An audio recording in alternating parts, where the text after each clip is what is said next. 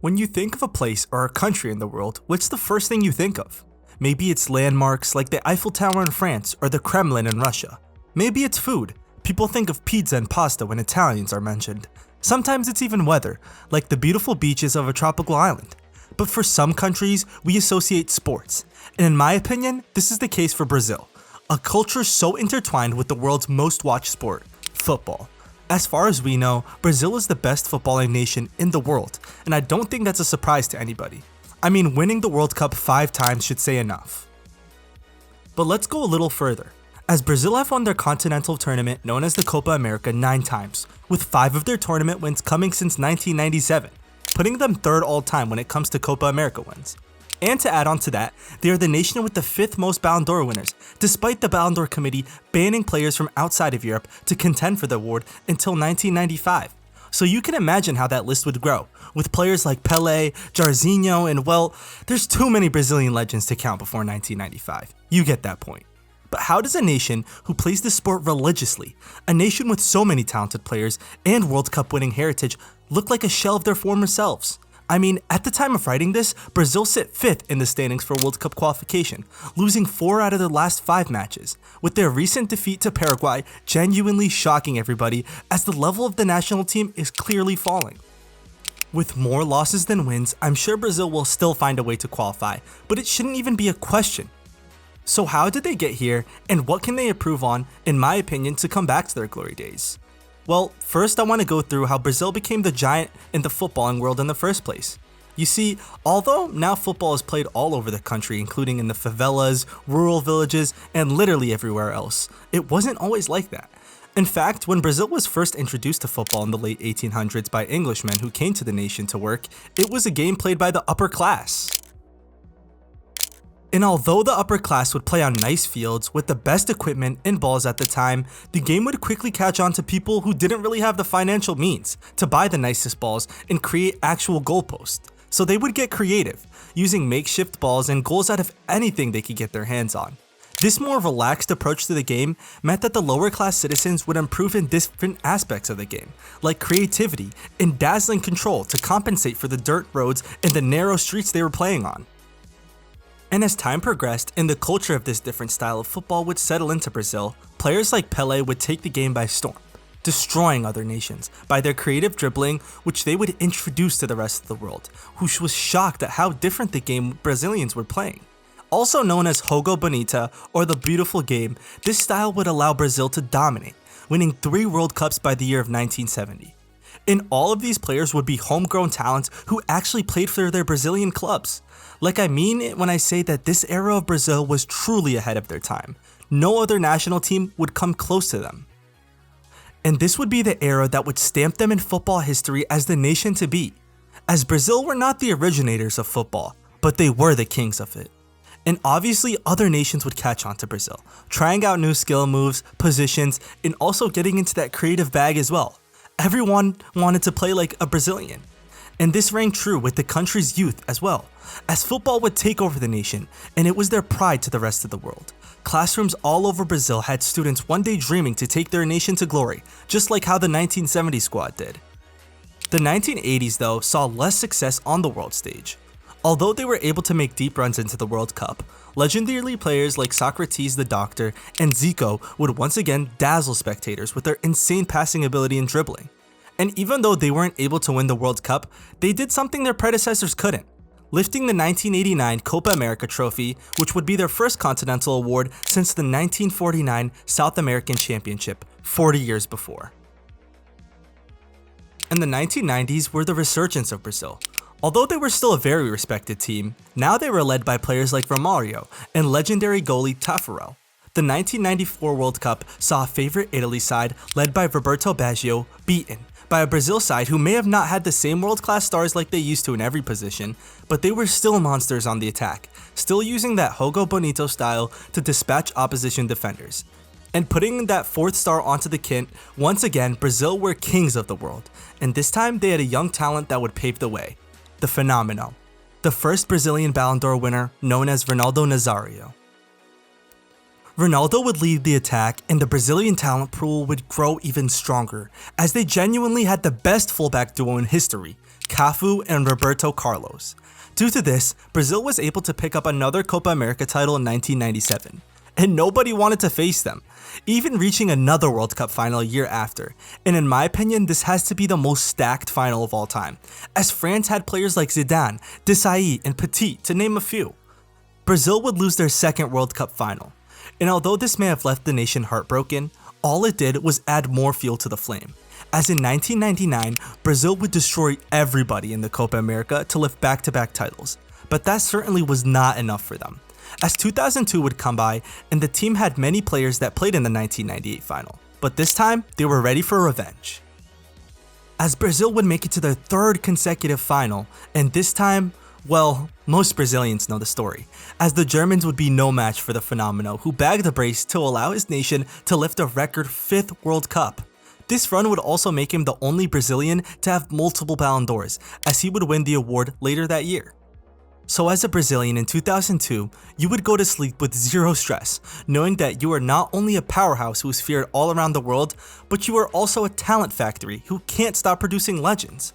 The future seems so bright, and rightfully so. No one was able to come close with the heights of the 1970 Pele squads.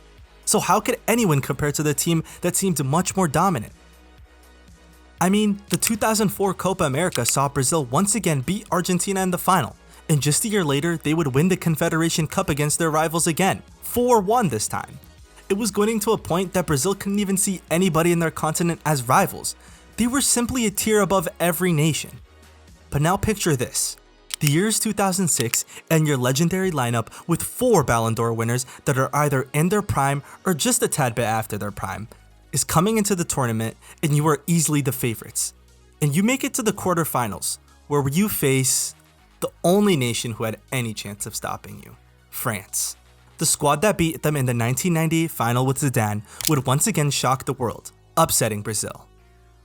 And this loss wasn't taken lightly, and unfortunately for the Argentinians, they would once again be the ones to pay the price, as in the 2007 Copa America final, Brazil would easily decimate Argentina 3-0. And this would ease their minds about some people that had gotten worried about their last World Cup result. And although there were many talented prospects coming in through, well, this time it was a little bit different, as Brazil didn't have a generational attacker. I mean sure, Robinho was good, but he didn't really pan out. And this certainly showed, as Brazil would lose in the 2011 Copa America in the quarterfinal. And this would signal the start of a new age for the Brazilians. Although now they had finally had a new generational talent in Neymar Jr., the team had lost a lot of star power that they were known for. I mean, don't get me wrong, Brazil are still good, but they were not feared.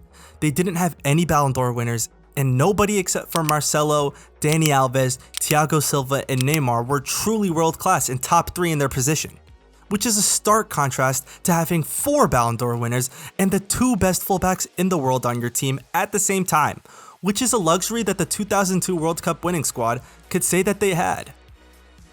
And although the 2014 World Cup was played in Brazil, giving them a massive advantage, this would be the darkest moment in Brazilian national team history, as they would meet the Germans in the semi-final, and honestly, I can't think of a World Cup knockout game that ended up so lopsided, as Germany would pummel Brazil 7-1 to go to the final. This left Brazil in shock. Fans were crying and players looked depressed, rightfully so. And then their crisis would continue. The 2015 Copa America saw Brazil lose to Paraguay in the quarterfinals, making back-to-back quarterfinal losses, and this time, this was to a team that had much less quality than Brazil. And heartbreak didn't end there, as there would be another Copa America tournament for the 100th year anniversary of the tournament, which saw an even worse result, as they would beat Ecuador and lose against Peru, and although they beat Haiti 7-1, it wasn't enough and they would be eliminated in the group stages. We are talking about a side that has world-class players, by the way. Anyways, 2018 came by, and although Brazil were considered a strong team, Belgium's golden generation would beat them quite easily.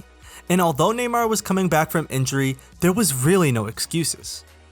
But there was no time to cry about the past, as the 2019 Copa America would come, and this time Brazil would actually win it.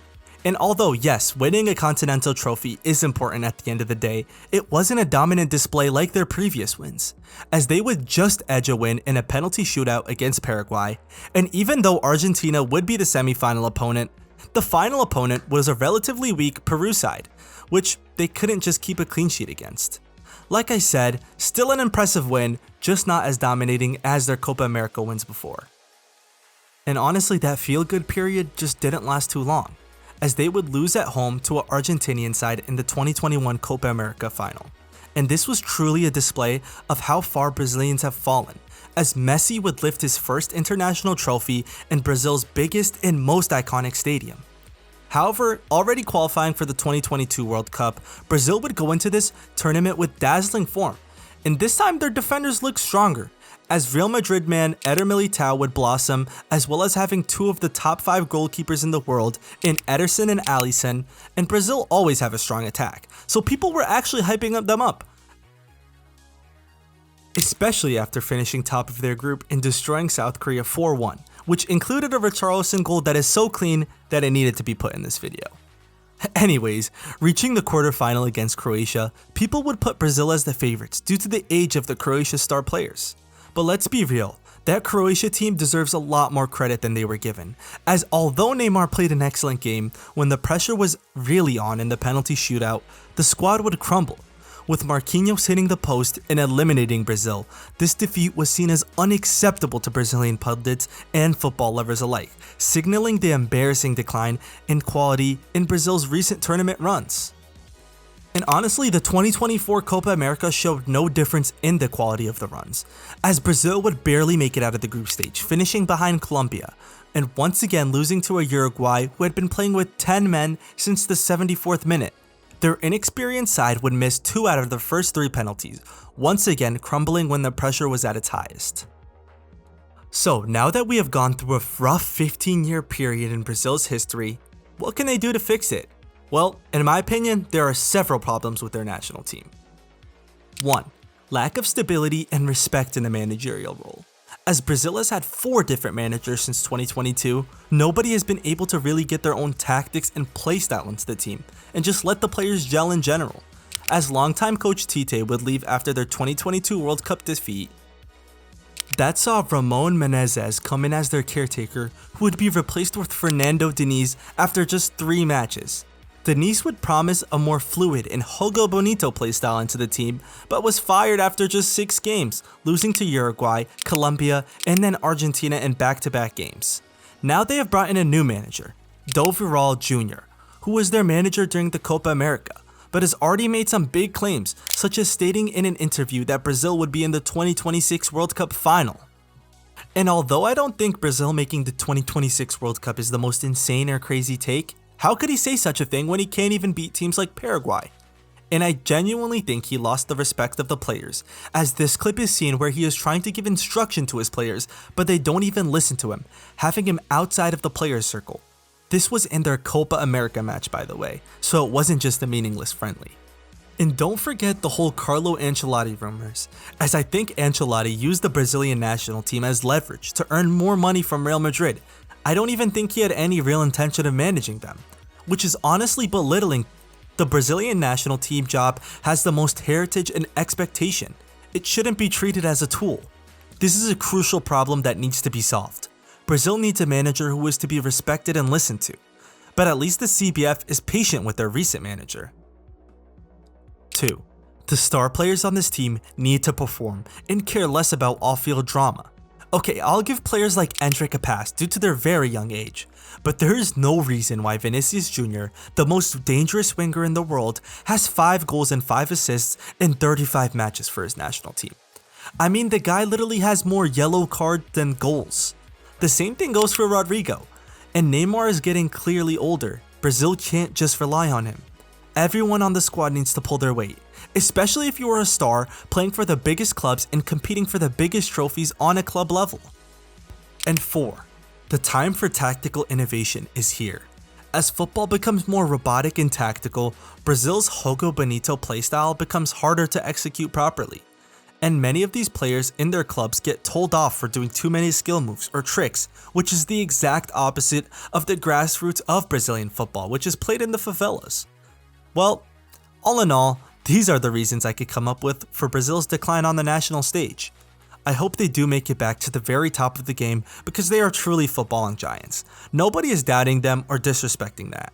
But what did I miss? Let me know in the comments below what Brazilian national teams could do better, and don't forget to like and subscribe.